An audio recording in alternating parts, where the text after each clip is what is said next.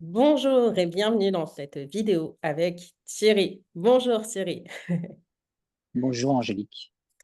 et bonjour à chacune et chacun qui regardera cette vidéo. Aujourd'hui, Bonjour à tout le monde.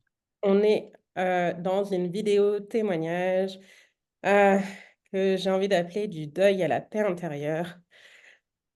Sacré sujet. Alors, Thierry, on a travaillé, du coup, tu es toujours en accompagnement d'ailleurs, mais à l'époque où tu es venu vers moi, est-ce que tu te souviens un peu, du coup, enfin, j'imagine que oui, tu te souviens bien pour le coup, mais est-ce que tu peux nous dire ce que tu vivais, enfin voilà, ce que tu vivais chaque jour qui t'a amené? Donc ce deuil qui date de maintenant un peu plus de 6 ans, maintenant à date anniversaire, et j'ai perdu mon épouse d'une maladie qui s'est déclarée tardivement et qui l'a emportée en 2 ans et demi. Et donc formait un couple heureux avec 2 enfants adolescents. Et la maladie a emporté mon épouse, ce qui a fait que je me suis retrouvé, après le décès, assumer le rôle de père, de mère en suppléance, et en même temps continuer la vie, le travail, et puis assurer toutes les tâches et toutes les obligations qu'engendre un deuil, aussi bien administratif et autres. Et donc là-dessus, j'avais du mal à- j'ai été très mal, j'étais très mal parce que j'étais très très proche de mon épouse. On était un couple assez fusionnel. Et c'est comme si un jour on vous ampute d'un bras ou d'une jambe et vous vous retrouvez avec chaise roulante ou autre, mais là, la personne n'est plus là. Mm. Moralement, malgré l'entourage, des amis, de la famille, voilà, 24 heures sur 24 avec vous, et quand on rentre, qu'on n'est plus occupé par le travail, parce que je me suis réfugié dans le travail. Mais au bout d'un moment, le soir, il n'y a plus personne à qui parler et les enfants ont leurs obligations, leur vie. Et vous rentrez chez vous et que vous n'avez plus rien, que vous avez les affaires, que vous avez tout ce qui vous rappelle à elle et pas d'échange, pas de plus rien, quoi. Et Et tu c'est dis pour que ça que je me suis tourné, j'ai essayé de relever la tête Mm. et de revenir à la vie parce que je ne vivais plus. Et pour ça, j'ai fait appel au programme qui s'appelait il et qui s'appelait s'appelle toujours Phoenix Life. Phoenix. Voilà. Il y avait les enfants. Et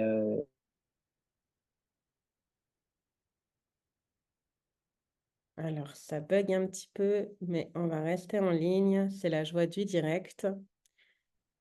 L'image est figée, mais on va continuer en espérant que ça revienne. pour justement me faire sortir de ma léthargie, Mm. de ma tristesse. C'est-à-dire que j'étais, euh, je ne vivais plus, je ne vivais plus, encore moins pour moi. Et je me suis aperçu que même si j'avais contacté d'autres personnes qui faisaient des thérapies indirectes, des thérapies sur le deuil, pour autant, ça m'avait calmé, mais c'était un effet placebo. Mm. Voilà. Et en même temps, je me suis tourné vers un psychologue qui m'a fait parler, qui m'a aidé, mais pour autant, euh, ça vous fait, c'est comme quand vous prenez un médicament pour le mal de tête. Ça vous soulage sur le moment, mais ça reprend après. Voilà. Et donc, j'ai vécu la même chose. Et par les soins et les séances visio, les échanges que j'ai pu suivre avec toi, Angélique, ça m'a redonné un petit peu, ben, c'est comme quand vous vivez dans l'obscurité et que vous voyez une lueur au loin, et que pour vous, cette lueur, ben, ça veut dire que c'est le bout du tunnel, parce que j'étais vraiment dans un tunnel, dans une chape de plomb, où en fin de compte, ben, tout vous rappelle à votre compagne, à votre épouse, qui était votre moitié, comme on dit dans le langage commun, une vraie âme sœur. Et là, bah, c'est se parler à soi-même, s'encourager, faire bonne figure au travail, même si les collègues tenaient compte de ma situation et de ce qui m'était arrivé. Pour autant, je m'étais dit qu'il fallait pas que je fasse pitié, que Mmh. j'étais pas fini et que je pouvais encore. À l'époque, j'avais 51 ans, 51 ans et il me reste encore quelques décennies à vivre sur cette terre. Et je me suis dit, bah, il faut que je refasse, il faut que je ressorte la tête de l'eau parce que j'étais comme si j'étais un scaphandrier au fond de l'eau et impossible. Et ça vous donne l'impression que vous voyez la surface en haut, mais vous ne pouvez pas remonter. Vous ne pouvez pas remonter. Et vous avancez, cherchant peut-être un moyen de grimper, voilà. Et par à la fois en discutant, je suis revenu vers Angélique pour qu'elle me donne à la fois des pistes de travail sur soi, essayer aussi de voir un petit peu parce que quand on subit un choc comme ça, on s'auto-protège. C'est l'ego qui un petit peu prend le dessus et on vit en autarcie. C'est-à-dire qu'on s'auto-protège, on protège son petit monde, sa famille, les enfants, son emploi. Et mon emploi, je commençais aussi en parallèle. Euh, J'avais fait le tour. Et avant que mon épouse décède, j'avais en projet de trouver un poste challengeant avec des missions pour une fin, qui cadre avec mon expérience et avec tout ce que j'ai pu euh, euh, vivre dans le cadre professionnel. Je me, je pense que à la fois, ben, je me suis appuyé à la fois sur le professionnel qui m'a donné, comment dirais-je, une sorte rythme, de rythme. Je me suis astreint à travailler, à avoir un rythme, et au bout d'un moment, ça me suffisait pas, et j'ai cherché d'autres alternatives euh, en parallèle d'Angélique, mais je ne ciblais pas forcément les bonnes choses, quoi. Une blessure comme un deuil, c'est un choc émotionnel, c'est une blessure profonde.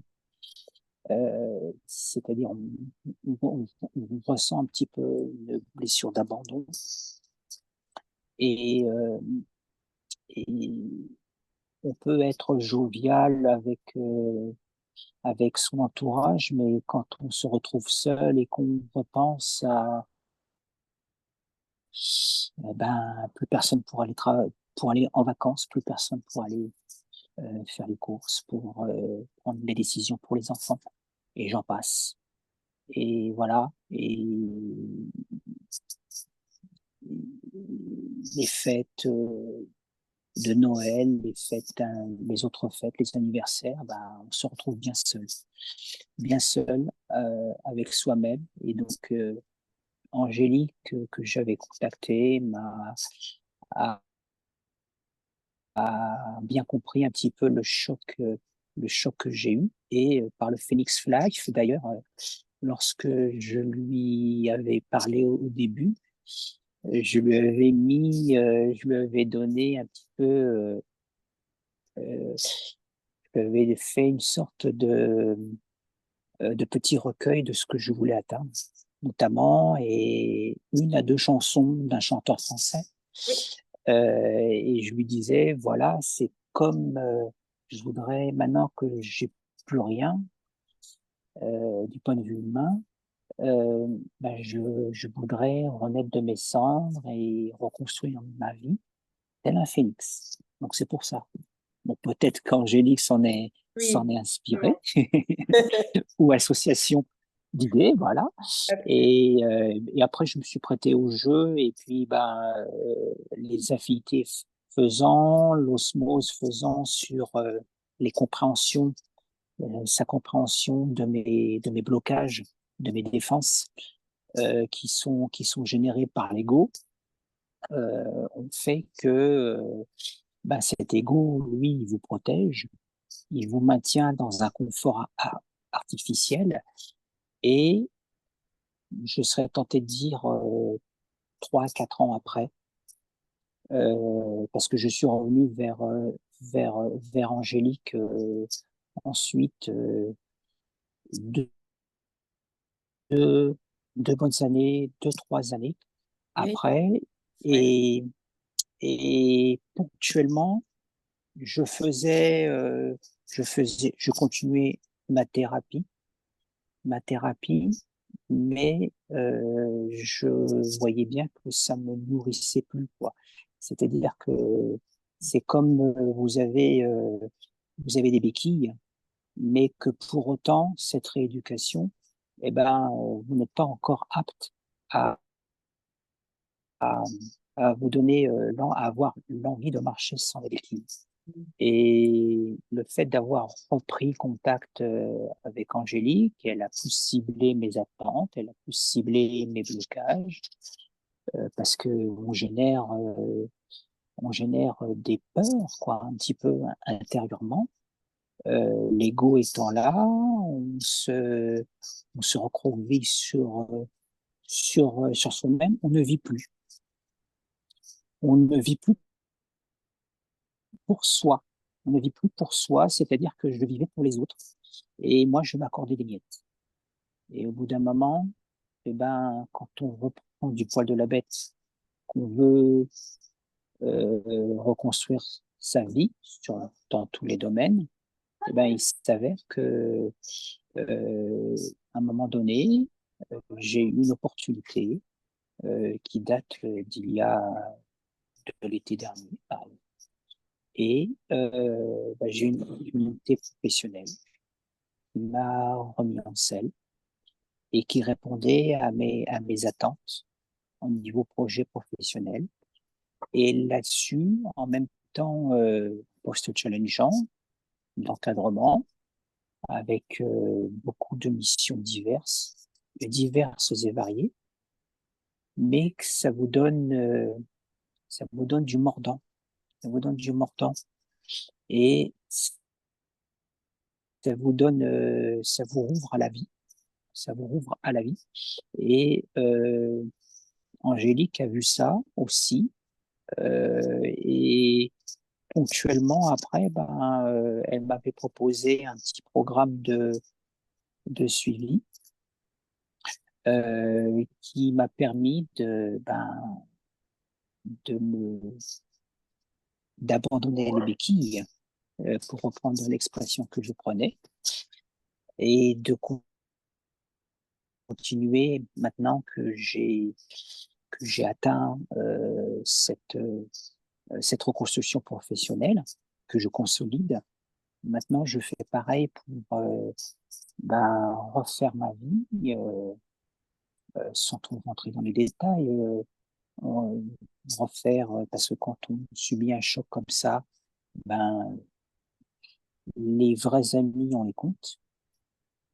Et j'ai toujours un cercle d'amis qui est là pour s'inquiéter de moi, hein, pour m'aider. Et je leur rends l'appareil, bien évidemment. Je l'oublie pas. Et aussi, reconstruire aussi ma vie sur le plan matériel aussi, parce que sur le plan matériel, vivre à deux, et quand on se retrouve seul, et avec tout ce qui est succession et tout, c'est pas facile. C'est pas facile. Et il faut assumer aussi les obligations et les débits aux études des enfants. Financièrement, c'est pas toujours évident. Et, euh, et grâce aux soins, aux petits lives auxquels j'ai participé avec Angélique, qui était à la fois ciblé par rapport au, quand- au petit, ça fait comme un chapelet. Un chapelet, il y a plusieurs boules, et chaque est une petite, c'est une analogie que je fais, mais c'est une image. C'est-à-dire que euh, il y a des blessures qui ressurgissent parce qu'on n'est pas complètement guéri. Le deuil passe, la douleur passe, mais on n'oublie pas. Maintenant, j'arrive à parler de mon deuil, grâce à ça, sans fondre en larmes. Et, euh, Angélique, au début, elle me voyait partir. Parfois, j'arrivais du mal à terminer les séances avec elle parce que je partais en larmes, ne serait-ce que par le souvenir de ma défunte épouse. Voilà. Et maintenant, grâce aussi à enfin, à, à ces soins qui sont issus et qui sont personnalisés, qui sont ciblés, euh, et que Angélique me demande un petit peu comment je ressens les choses passées, mon état d'esprit, et si je ressens des blocages ou des difficultés. Elle adapte un petit peu les audio-soins ou les visios auxquels je participe, ce qui me permet aussi de me remettre en selle. Et en même temps, là, j'en suis à un petit peu refaire, améliorer et m'ouvrir un petit peu du point de vue relationnel à d'autres personnes, tant du point de vue amical, aussi bien aussi dans le monde associatif, parce que le monde associatif permet aussi de se maintenir et de se rouvrir sur le monde, euh, parce que la vie continue. Et, et indirectement aussi, en parallèle, et aussi, des choses que j'ai découvertes il y a maintenant un peu plus de 2 ans, j'ai repris, j'ai, j'ai gagné la possibilité, j'ai pu enfin aller au-delà de mes blocages et de pouvoir me tourner à nouveau, d'ouvrir mon cœur à une autre personne, à pourquoi pas une autre, avoir une compagne, si le destin me fait rencontrer une personne qui sait toucher mon cœur et qui comprend et qui sait un petit peu aussi m'accompagner et comprendre mon passé. Et moi, de mon côté, assumer ce choc grâce à ce que m'a prodigué Angélique, c'est-à-dire ben, assumer ce choc, vivre avec cette blessure et continuer. On peut pas oublier, mais rebondir là-dessus parce que je pense que ma défunte épouse, euh, s- d'où elle est, souhaite que je continue ma vie, que je vive pour moi maintenant, que je pense à moi. Euh, Mes enfants sont grands, ils sont étudiants, donc dans quelques années, ils partiront de la maison. C'est normal. Et donc, je pense aussi à l'après, pour que quand je serai un peu plus livré à moi-même, que je continue à vivre dans la construction. Selon mes, je suis passé d'une période de bon, après le deuil, à une posture d'envie. Et cette envie, c'est grâce à ce travail que j'ai fait avec Angélique. Maintenant, c'est pour parodier une chanson que j'aime bien. Vive Euh, pour le meilleur. voilà, voilà, vivre pour le meilleur. Et au début, c'était qu'on me donne Voilà, exact. l'envie d'avoir envie. Et là, Voilà, voilà.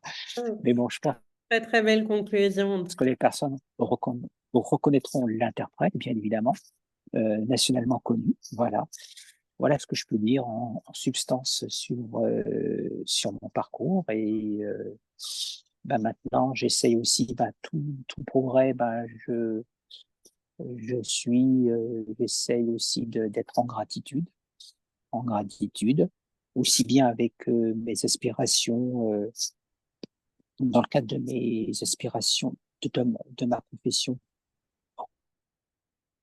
religieuse, mais aussi par rapport aussi, c'est Angélique voit mes progrès parce que je le tiens au courant des nouveautés qui viennent ponctuer ma vie, mon existence, et que j'arrive à mieux euh, accueillir, aussi bien du point de vue émotionnel que du point de vue spirituel aussi. Voilà.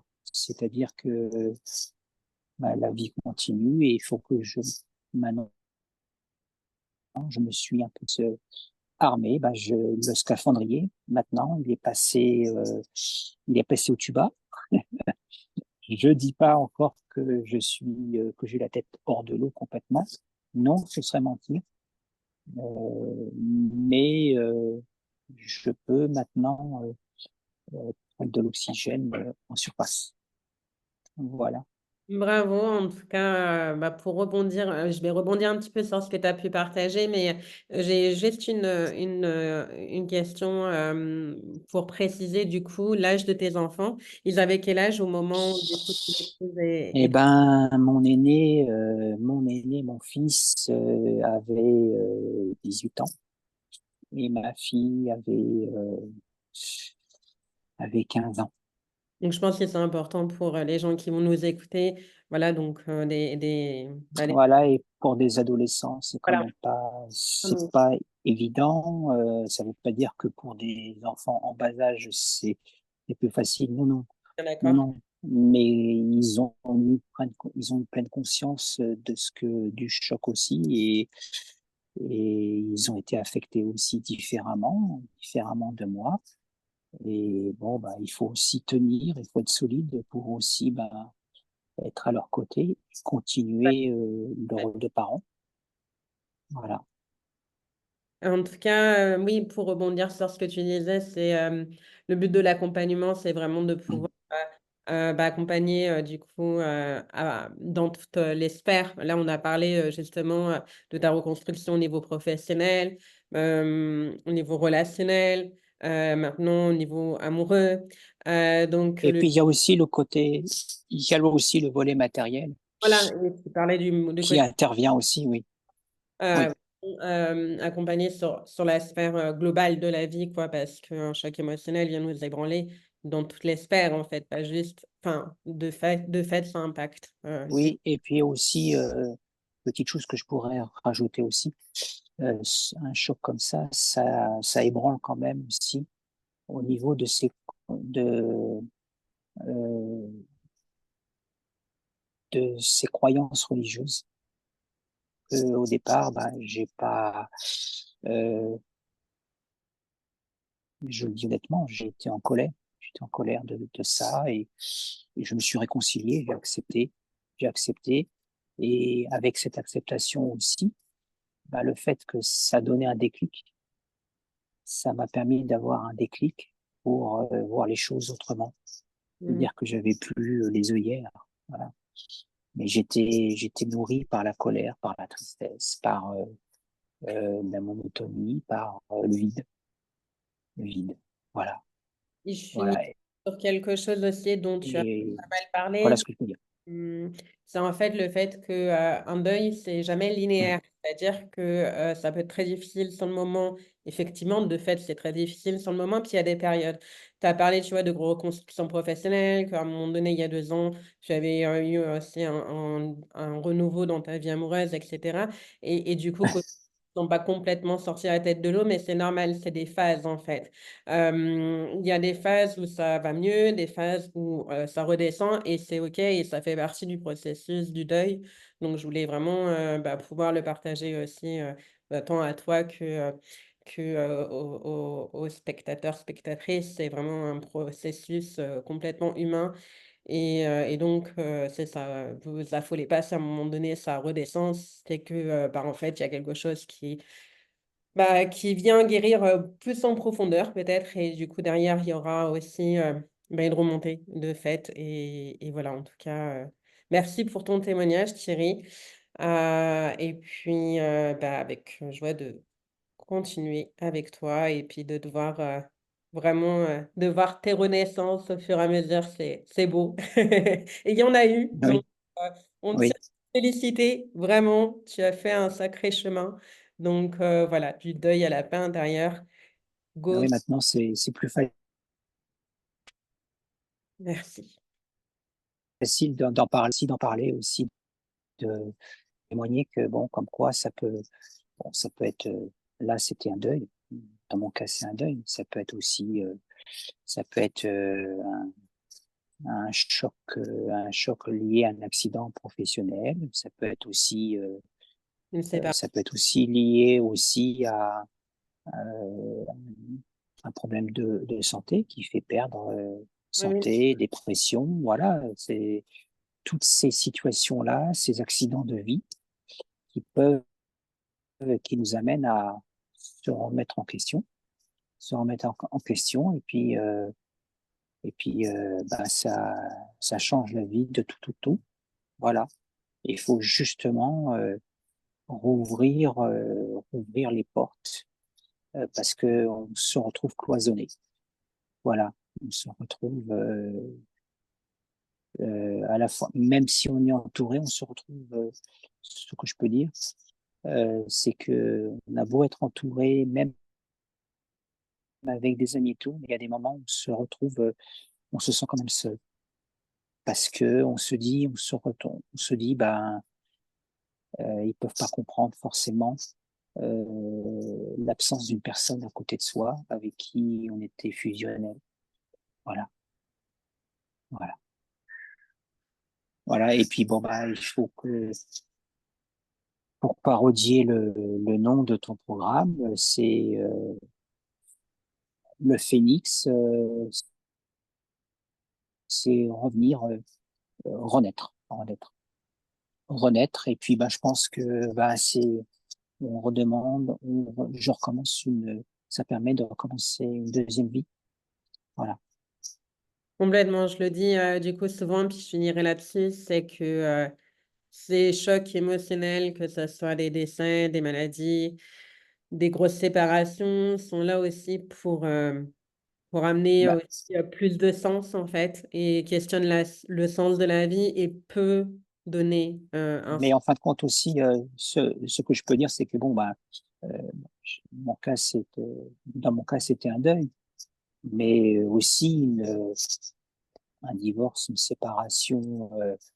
Généralement, ça se passe pas toujours bien, et le fait qu'on n'est plus avec la personne, à la seule différence, c'est que la personne en question, avec qui on était dans le cadre d'un divorce, on peut encore la voir, parce qu'il y a des liens peut-être avec les enfants et tout. Dans mon cas, non pas que je tire la couverture à moi, mais Mmh. plus personne, Non, mais plus complètement, personne. Voilà, c'est ça. C'est une grande différence effectivement et elle est de taille. Mmh. voilà. Un mot de la fin, peut-être un mot d'espoir pour le toi d'il y a 6 ans ou pour les personnes qui peuvent être dans ce truc-là en quelques mots? Ben, disons que je ne pensais pas pouvoir, enfin, j'étais loin de m'imaginer heu, que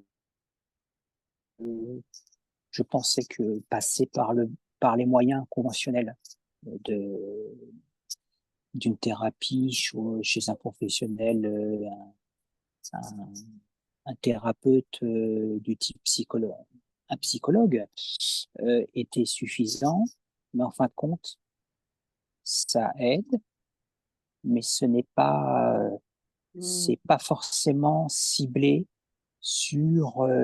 c'est pas forcément ciblé quant aux blessures, quant au blocage. Et c'est ce que tu amènes dans ton programme, dans tes séances, c'est-à-dire que, on met le doigt sur, un petit peu comme une télécommande, hein.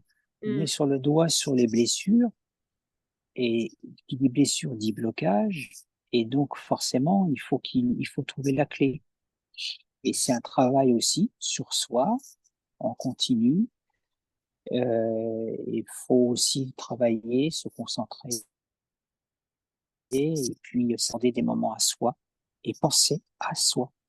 C'est aussi la grande différence, c'est que on repense à nouveau à soi. Ça a été Pas beaucoup voilà, de l'accompagnement avec toi, c'était, voilà, vivre pour toi, en fait, parce que c'était, bah, aussi, finalement ça. oui, parce que tout ce que je faisais, c'est moi je me faisais passer en dernier.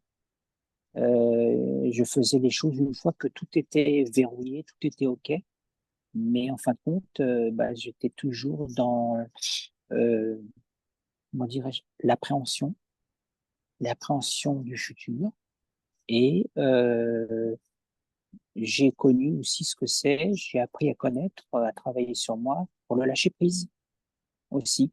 Le lâcher prise qui est venu, qui s'est installé et voilà donc maintenant, je relativise et je regarde, avec satisfaction, ce que j'arrive à le parcours que j'ai fait.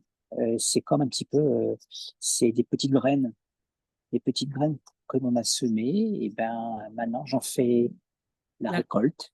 heu, Voilà, voilà, c'est maintenant, j'en suis à la récolte. Bah, c'est bien en plus, on est dans la période des vendanges.